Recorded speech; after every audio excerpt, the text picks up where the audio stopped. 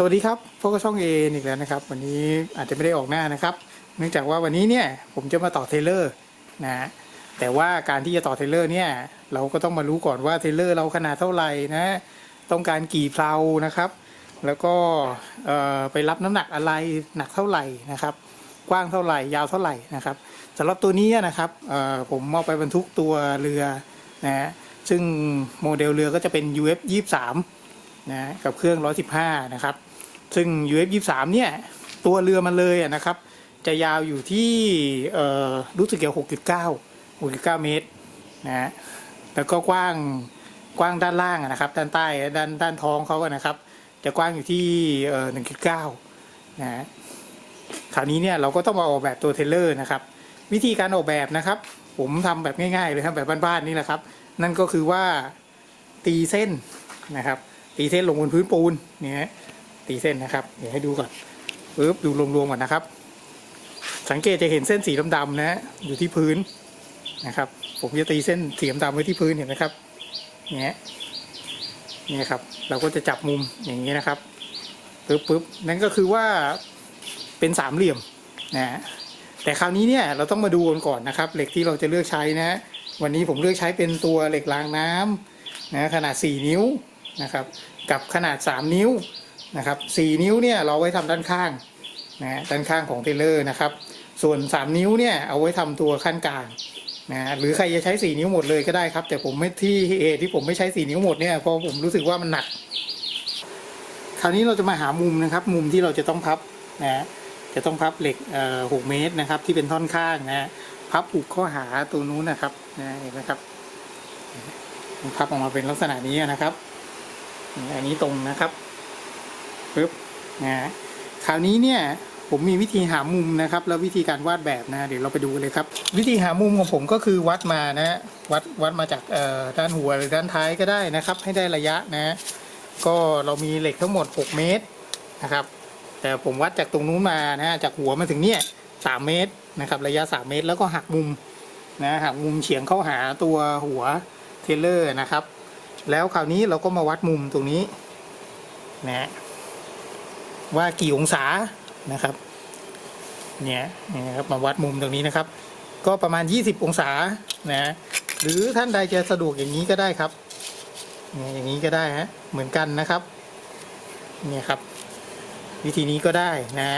หรือถ้าเราวัดมุมอย่างนี้แล้ว20 องศานะพอเราได้มุม20 องศาปั๊บเรามาวัดกระดาษนี่ครับ20 องศาเห็นไหมครับแล้วเราก็ตัดนะตัดเป็นสามเหลี่ยมเป็นแบบนี่ครับแล้วเราก็แบบตัวนี้ไปทาบกับเหล็กทาบแบบนี้เนี่ยโดยที่เราวัดระยะมาแล้วว่ากี่เมตรนะครับวัดจากตรงนู้นหัวนู้นมาผมวัดไว้ที่3 เมตรนะครับนะแต่คราวนี้เนี่ยเราจะพับลักษณะการพับก็คือเส้นนู้นว่ามันจะพับเข้ามาฝั่งนี้แล้วนะพับนี้แล้วนะครับเส้นนี้ก็ต้องพับไปฝั่งนู้นนะครับนะเพราะฉะนั้นเดี๋ยวเราต้องกลับด้านนะครับต้องกลับด้านแบบนี้นี่ครั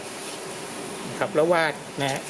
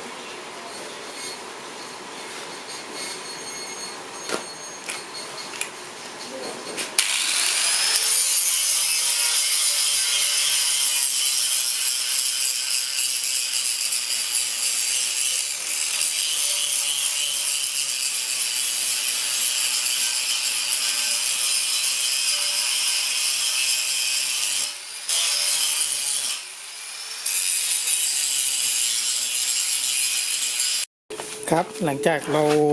ตัดเหล็กเป็นชิ้นแล้วไปเชื่อมประกบไปเรียบร้อยนะคราวนี้เราก็มาวางโครงนะครับ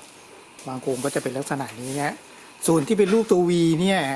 ผมกำหนดไว้ใส่ไว้ประมาณ4ตัวนะครับก็มีตัวท้ายสุดตัวหนึ่งแล้วก็ตัวตรงกลางตรงนี้ตัวหนึ่งนะแล้วก็ตรงกลางนี่ตัวแล้วก็หัวตัวหนึ่งนะครับก็เท่านี้ก็น่าจะอยู่แล้วสำหรับเทเลอร์23 ฟุตครับสำหรับ EP นี้นะครับเป็น EP แรกนะก็จะเป็นเรื่องของการวางโครงนะครับแล้วก็การงอส่วนตรงนี้เนี่ยส่วนตรงนี้นะครับก็นี่นะครับก็เป็นการวางโครงวางอะไรพวกนี้นะครับลองเนี่ยครับเป็น EP แรกนี่เป็นการลักษณะการวางตรงนี้ก่อนนะวางโครงสร้างตรงนี้นะครับนี่นะครับเดี๋ยว EP ต่อไปจะเป็นการประกอบนะครับแล้วก็การวางตำแหน่งล้ออะไรพวกนี้นะครับสำหรับ EP นี้ก็ขอบคุณมากครับสำหรับการรับชมคลิปนี้นะครับถ้าไงอย่าลืมฝากกด Subscribe ด้วยนะครับวางเรือลงไปแล้วมันจะอยู่หน้าตาประมาณนี้ครับนะครับอาจจะเห็นไม่ทั่วนะเนื่องจากมุมไม่พอถ่ายเลยนะครับ